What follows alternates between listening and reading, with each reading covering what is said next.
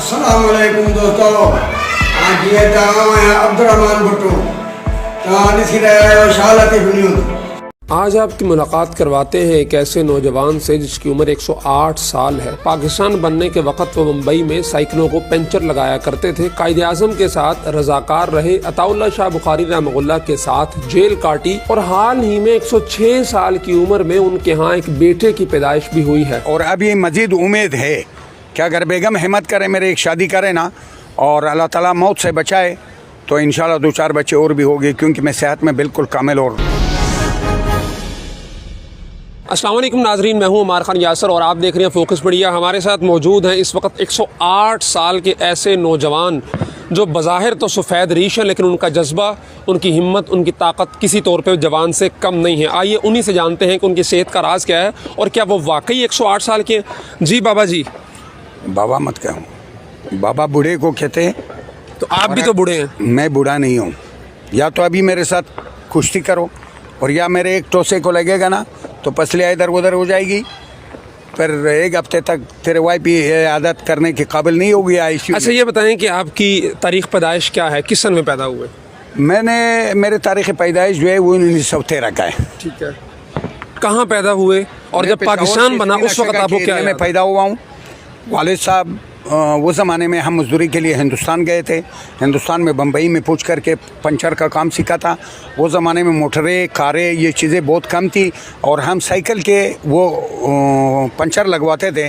और वो ज़माने में साइकिल ऐसा हुआ करती थी जिस तरह आजकल किसी के साथ पराडो हो।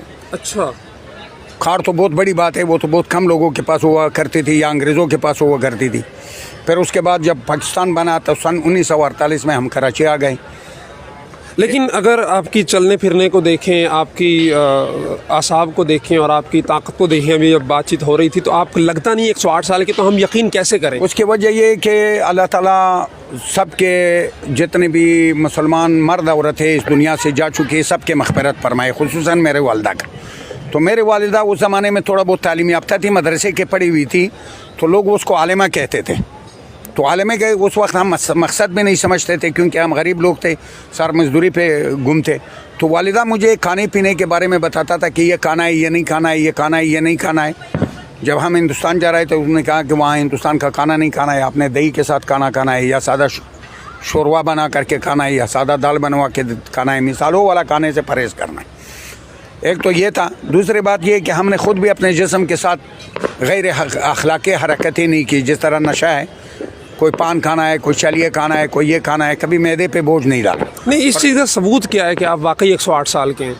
इसका सबूत ये है कि जब हमने तकरीबन ये सन 1971 या 72 के बात है कि जब हम अपने आबाई इलाके में गए, जो तारीख़ हमारे पास थी, वहाँ अपने रिश्तेदारों से पूछा तो हमारे जो एक घर था वो घर हमारे हवाले करने के लिए उन्होंने बोला और साथ में एक बक्सा दिया।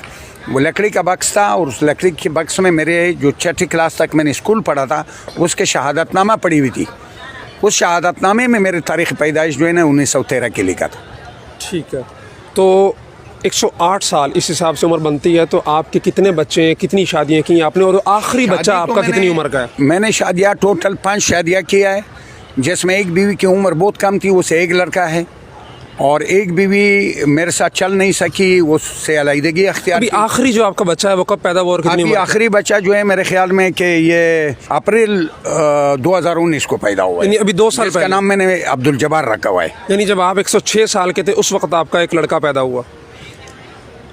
ये मेरे लड़का पैदा हुआ था। और अभी मजीद उम्मीद है कि अगर बेगम हिम्मत करे, मेरे एक शादी करे ना और अल्लाह ताला मौत से बचाए तो इंशाल्लाह 2-4 बच्चे और भी होंगे, क्योंकि मैं सेहत में बिल्कुल कामिल। और चलें, ये दूसरा मौजूद जा रहा है, मैं असल बात की तरफ आता हूँ। जब पाकिस्तान बना उसके बाद आप यकीनन कायदे आज़म लियाकत अली ख़ान और दीगर अताउल्ला शाह बुखारी और दीगर बड़े उलमा और जो स्पीकर से उनके साथ मुलाकात का, मैंने उनके साथ जना साहब के साथ भी मुलाकात हुई। फातिमा जना के साथ तो बहुत सारे मुलाकातें इसलिए हुई कि मुझे रज़ाकारों में पटवारी मुंतखब किया था। अच्छा। तो जो महाजर थे, ये जो जहांगीराबाद का एरिया है, लालूकेत के डाखाने हिस्से के एरिया है, टीनाटी का एरिया है, ये एरिया, ये सोल्जर बाज़ार जिसमें वो पार्क भी है, नश्तर पार्क, इस एरिया में जो पुराने कागजात है उस पे मेरे साइन है। अच्छा, बादशाह थे पटवारी के, जो उसको कागजात हमारे पास देते थे और उनको मकान के लिए जगह अलाट होती थी माजरों को, तो उस झोपड़े के जगह के कागजात पे मेरे साइन है। इसके अलावा ये सबूत है। ऐसे कौन से उलमा थे बड़े बड़े उस दौर के जिनसे मेरे तो खैर हमारी ज़िंदगी ऐसी गुजरी थी कि सादा सीधा गुजरी थी। और इस वक्त मैं ये रिक्वेस्ट भी अपने नौजवानों से करता हूँ कि अपने मोहल्ले में और गांव में जितने भी गरीब लोग हो ना, उनके मजहबी तालीम के बंदोबस्त करने की कोशिश करें। कि बहुत सारे लोग इतने गरीब होता है कि उनको पूरा नमाज और वज़ू का भी पता नहीं होता और वो दुनिया के काम में पड़ जाते हैं, बड़े बड़े सरमाएदार बन जाते हैं, लेकिन उसको मजहब का पता नहीं होता। हमें तो बचपन में नमाज सिखाया था और हमारे उस एरिया में जुमे का नमाज नहीं होता था। तो मैंने सन 1957 में पहले जुमे का नमाज